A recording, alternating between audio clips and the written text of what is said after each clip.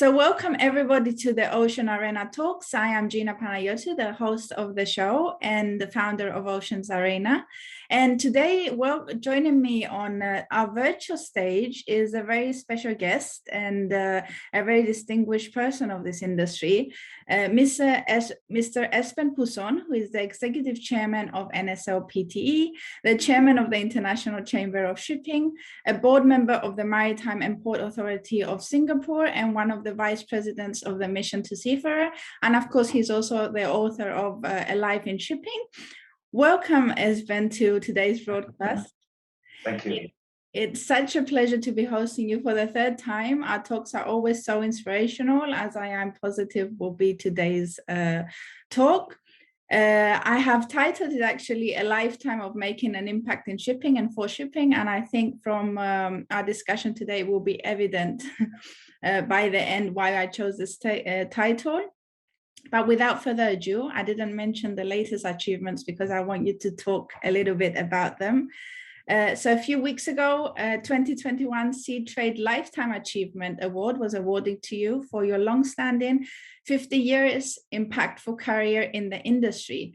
So what does this award mean for Esben? I mean, personally and professionally?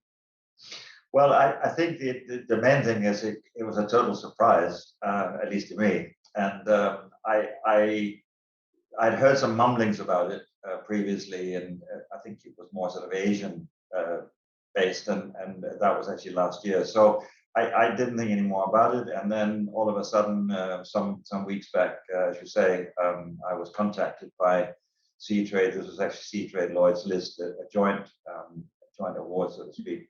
And I, of course, asked if I would accept it, and I said naturally I would be delighted to accept it because it's, as I say, unexpected and a very nice thing to have, because when one makes an effort on various fronts, as I've tried to do, is of course recognition is very, very nice, although that is not why you do it. You do it because it's your passion and your life, as it is in my case. But I think any person likes to would enjoy some recognition. I don't think that's unique to me. So it was very nice, yes.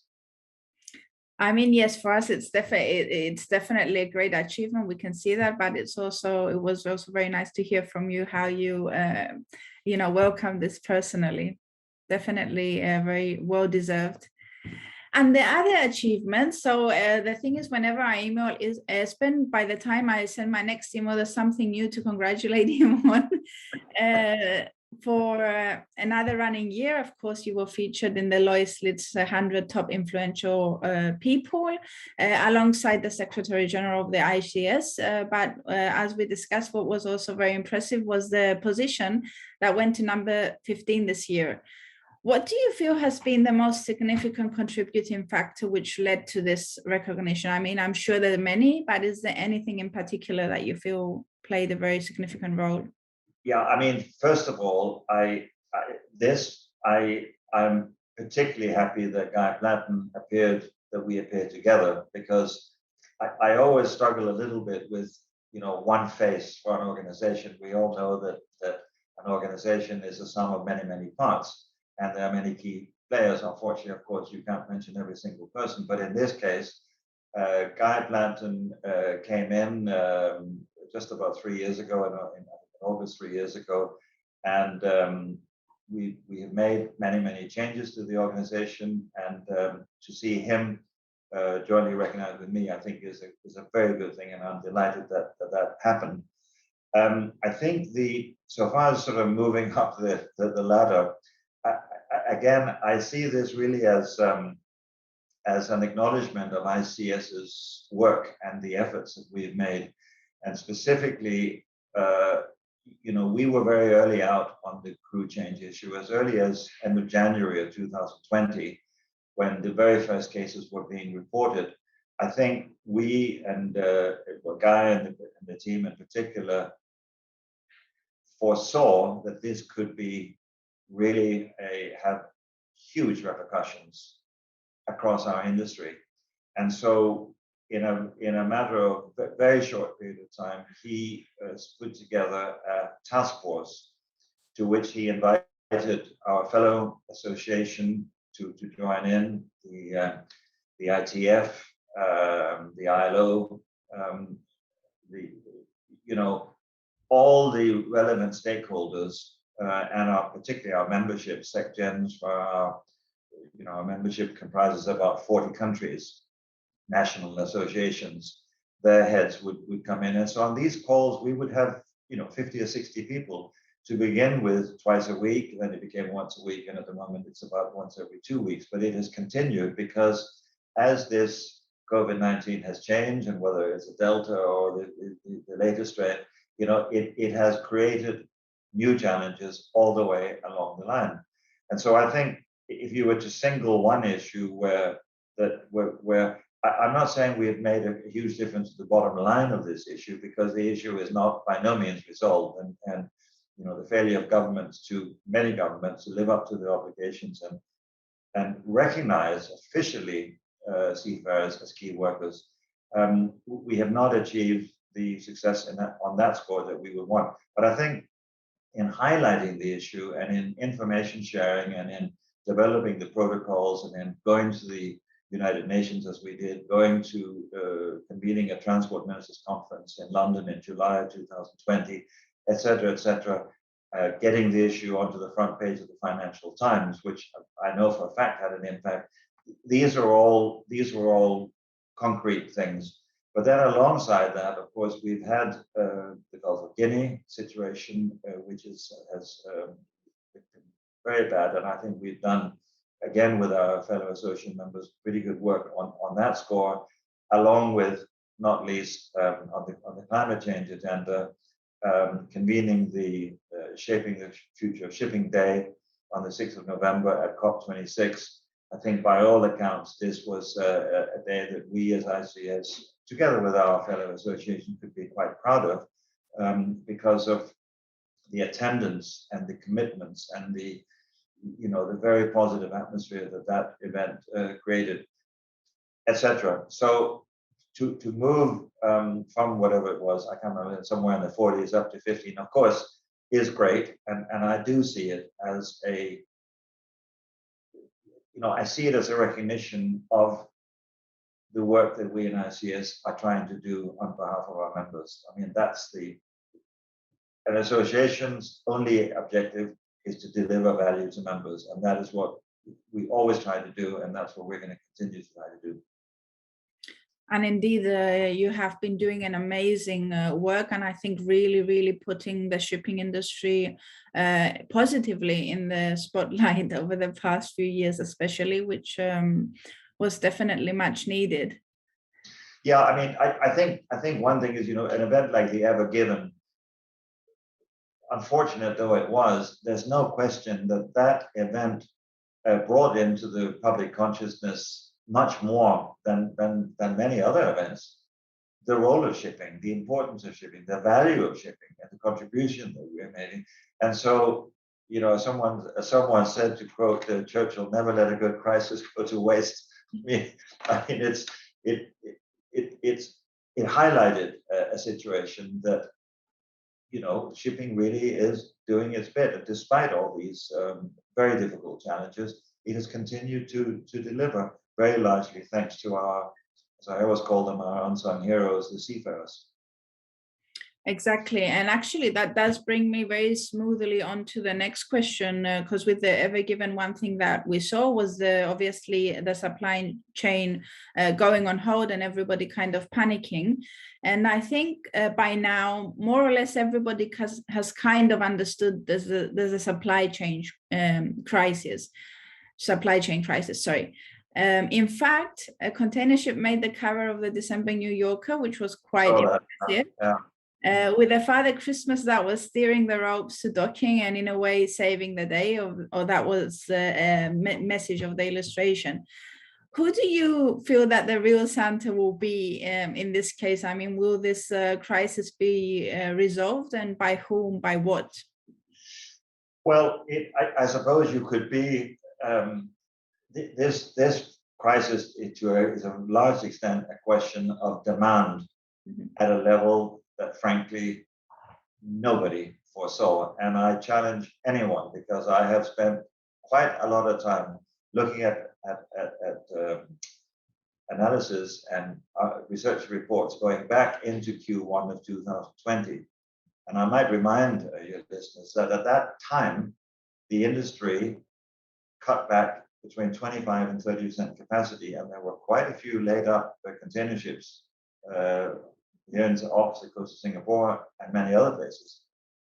So in other words, they call them blank sailings, because the assumption was, oh my God, this is going to be another 2008. You know, this is just another repeat of, you know, people lose their jobs and, you know, they cut back on spending and demand will go through the floor. In fact, what everyone, and I certainly hastily include myself, completely failed to realize was that if you lock people away for months on end, they can't travel, they can't go to restaurants, they can't go down to the beach, they can't do this and that and the other, they can't get a new car. Then, coupled with very low interest rates, this created a spending boom that caught, I think, pretty well everybody off guard. And that has continued well into now. We're almost at the end of 21. It has continued into this year, and it's just risen more and more and more. So to answer the question, one way that some normality, if we can call it that, will return, is that if everybody stops spending so much money, then you'll very soon see a change. But so long as the demand for consumer products is at the level it is, and as long as consumer spending power is apparently at the level it is, this is set to continue. In time, more and more new building container ships will, of course, enter the market. And as we've seen 100 times, 1,000 times throughout history, eventually supply will outstrip demand and rates will fall. Bear in mind that in the early part of 2020, a container from Asia to Europe was under $1,000 a box. Today, the last time I saw it, is $12,000. And somehow or other, the incredible thing is that this has been absorbed somewhere along the line. And we talk about inflation, but a pair of Nike shoes going from Asia, I mean, how much is it affected? You're talking cents on a per product basis.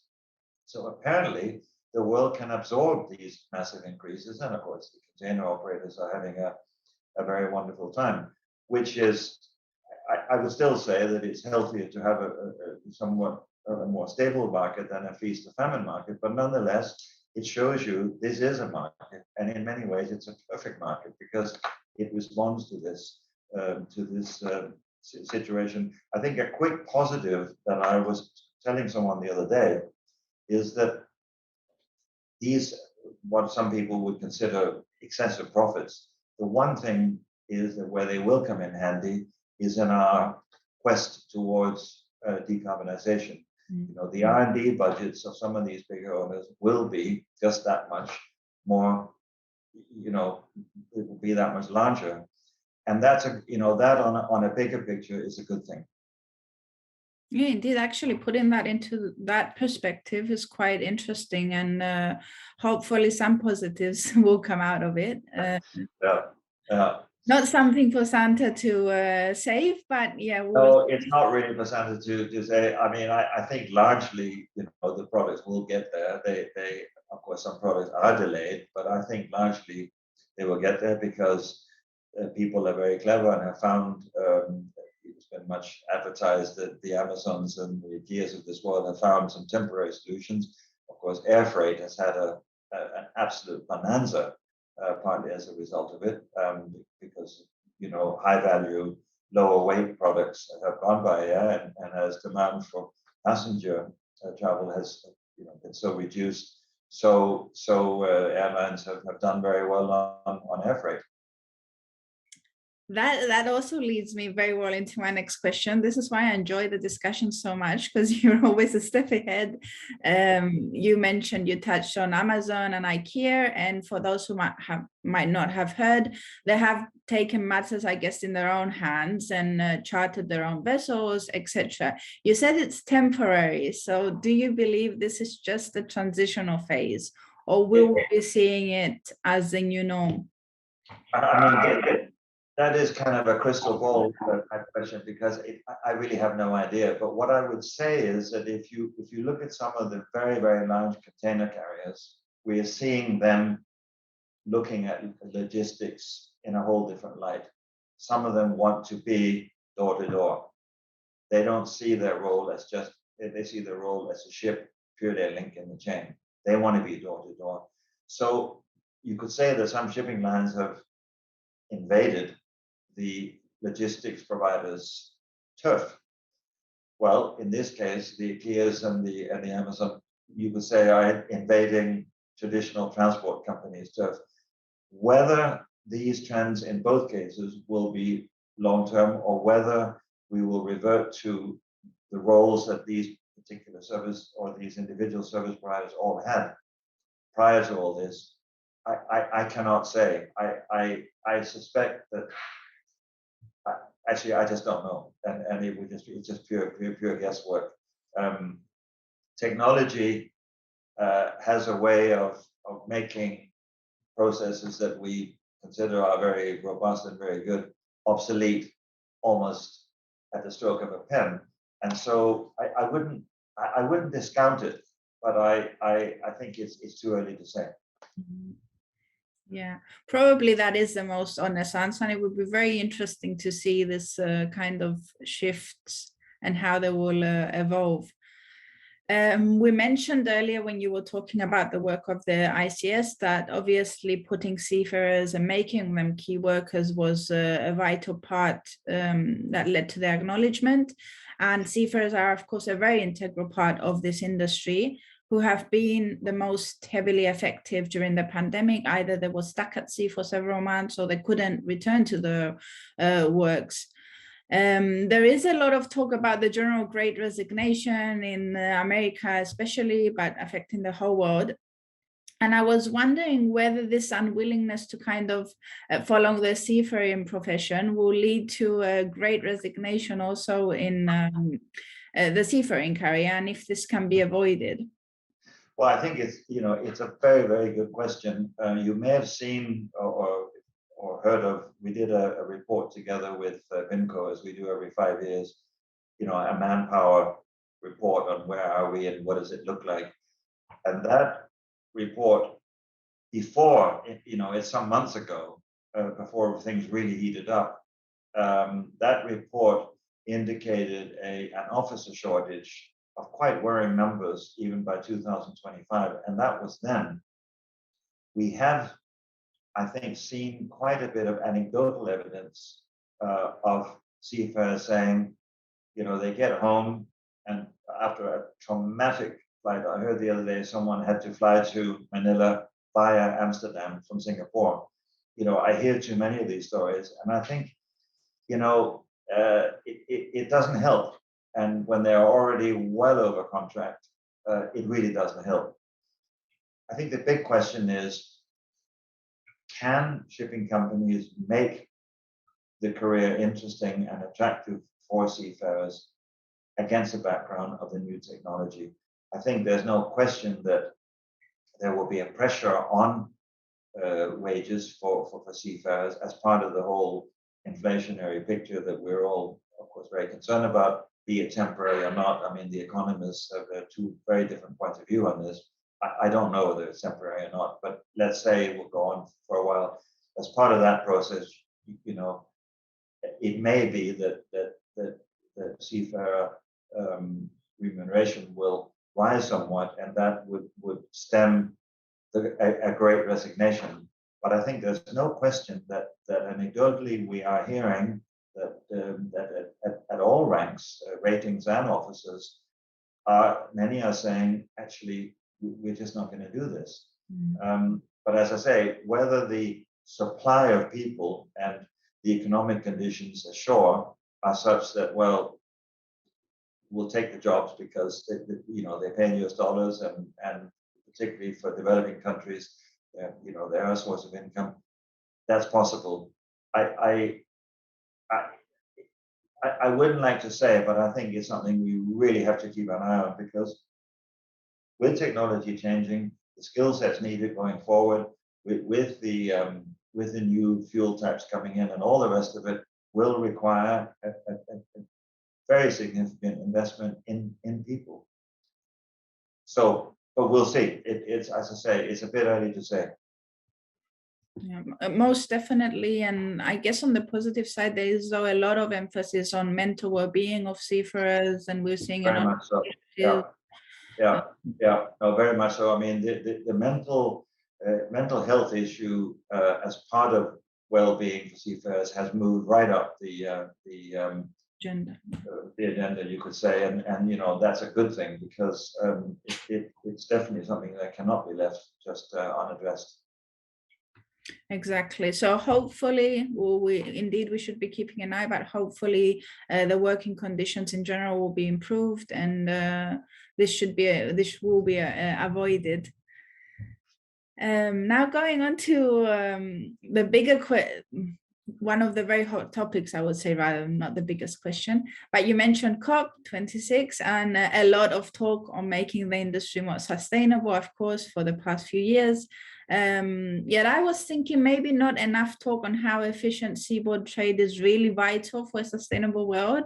Because if we take, for example, some SDGs like Goal 2, Zero Hunger, and noting that 60% of food comes by ship, more or less, it's quite interesting, I think. And I would like your take in respect to the shipping's role when it comes to being more sustainable as a world, and of course contributing to a sustainable future, especially going forward from COP26.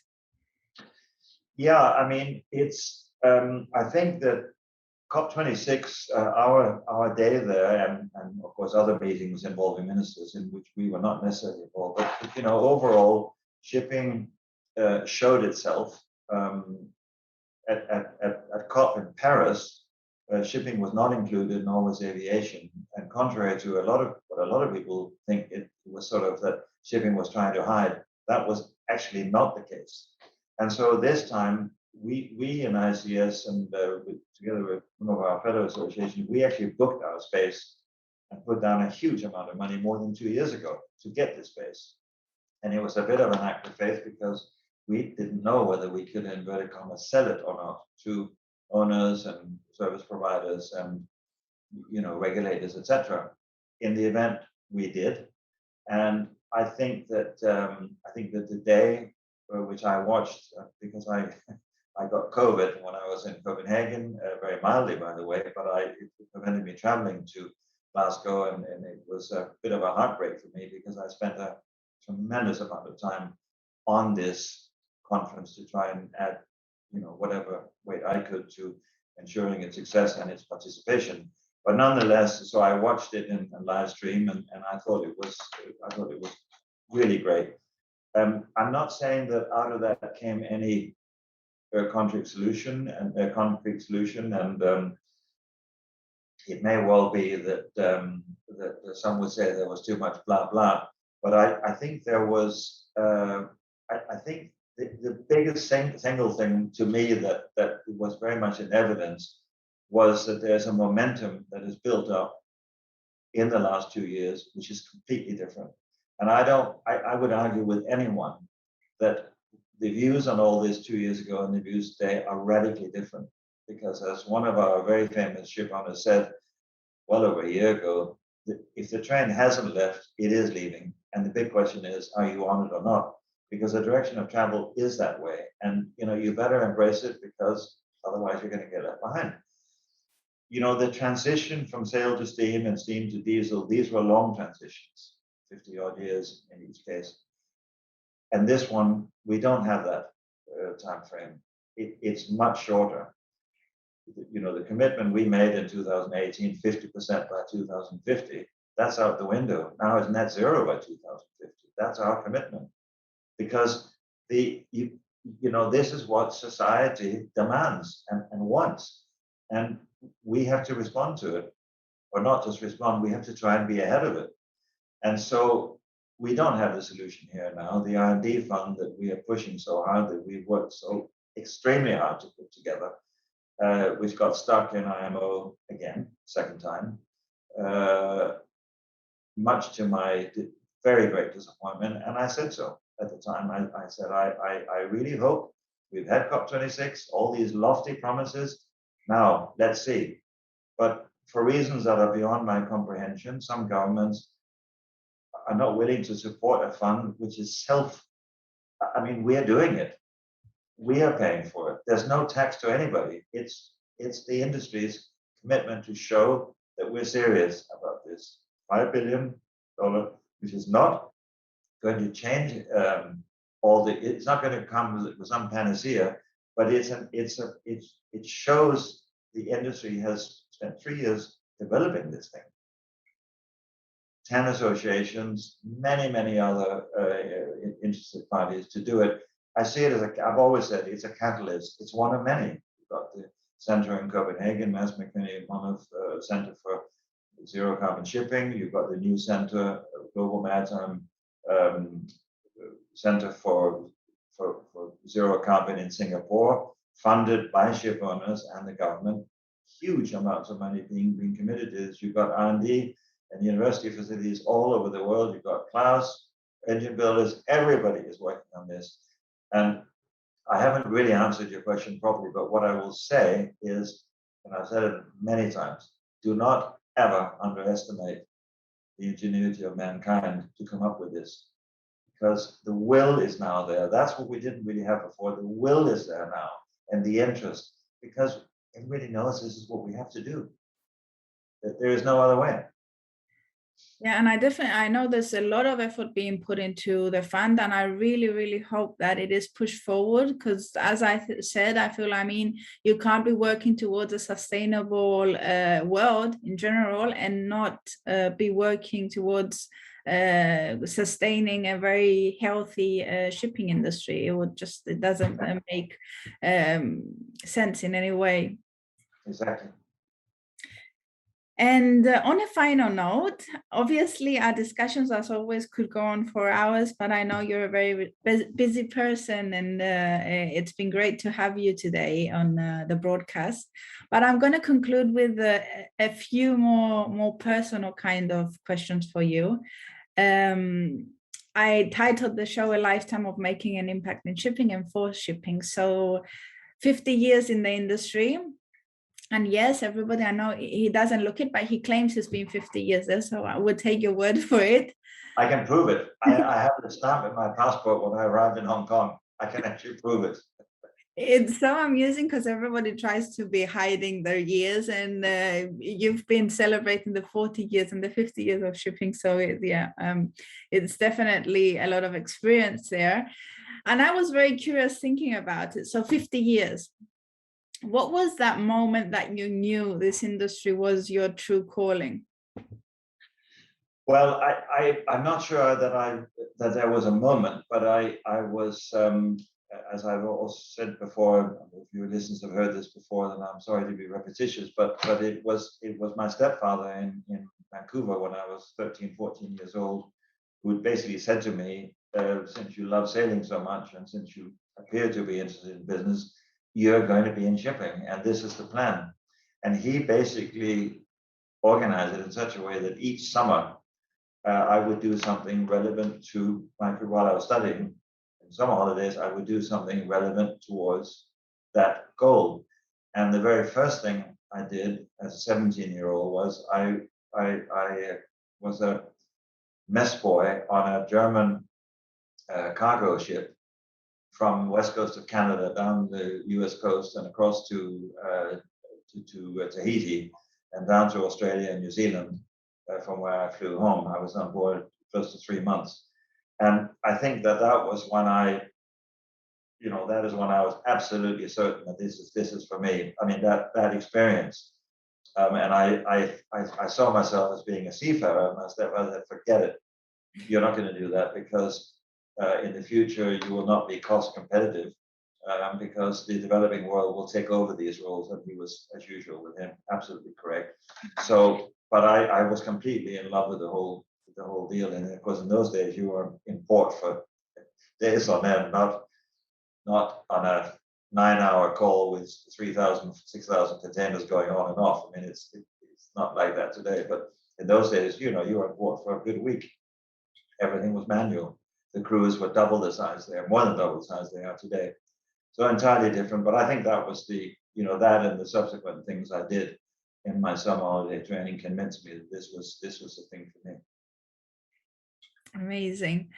And I guess the second question is, was there a moment that you found yourself to be at crossroads where you thought maybe I should try something different? Or yeah, I mean, I think I was a shipbroker to begin with the first 25 years of my career, and competitors and friends of mine have always said that I was pretty average, which is maybe a polite way of putting it. I was definitely not a superstar, let's put it that way, but I think I was kind of middle of the table, let's say, in the division, sort of mid table. But I came to realize by the mid 90s, I stupidly convinced myself in many ways that technology would basically replace the broker. There was an organization called Level Seas that was developed in the mid 90s, and that was an early day platform, and a lot of big owners invested in it, and some very senior executives joined it, and it failed. Mm-hmm. And in fact, 25 years on, shipbroking is alive, and you probably saw Clarkson's results the other day. It's alive and very much kicking. Mm-hmm. It has changed, of course, the technology has been embraced, but my prediction that I had to get out because technology would take over proved to be spectacularly wrong. So, but I was still nonetheless happy that I made that choice. Very interesting, and of course, experiences is what we learn from and what we grow from. So, yeah, exactly. And the last question, obviously, for somebody who reads your profile and your CV, there's a lot of achievements there and important moments. But what do you feel was the most kind of impactful, or an achievement that's very close to your heart as you experience it? Well, I think in terms of achievement, I think in terms of achievement, I think being given, awarded the Public Service Star by the President of Singapore was, because talk about unexpected. That was just a bolt out of the blue that the thought had never crossed my mind. And so when it happened, and when I realized that it was actually a fairly high ranking award within the Singapore system, it was absolutely amazing. And the Minister of Transport and the second Minister of Transport hosted a dinner for me. So instead of sort of going to kind of line up, they hosted a dinner, and about 40 people came to it, including many well-known figures in the local community and some family members and personal friends. And it was, absolutely fantastic. As I say, because it was so unexpected. It does sound absolutely beautiful, and I really wanted to ask you because, as I said, we can read of a lot of achievements, but sometimes the ones that touch you personally can be something very different. Mm-hmm. So that sounds very beautiful. And on that note, unfortunately, we've come to the end of this very insightful and inspiring discussion. As always, I really feel so blessed to have met Esben, and he truly is a role model for the whole shipping industry, and especially the younger generation. It was such a pleasure. Thank you, Gina, very much. Always a pleasure. Nice to see you. Come back to Singapore one day. That's where we first met some years back. Indeed. And, when travel becomes semi-normal, come and visit us again. You're always welcome. I really look forward to it. I actually saw that the Maritime Week is going ahead this year. I think that's where we had first met. So let's see. But as always, such a pleasure. Thank you very much, Esben Poulsson, the chairman of the ICS. And thank you to everybody for joining the Ocean Arena Talks. And stay tuned for our next episode as we work together to branding positively this industry that makes the world go round. Thank you.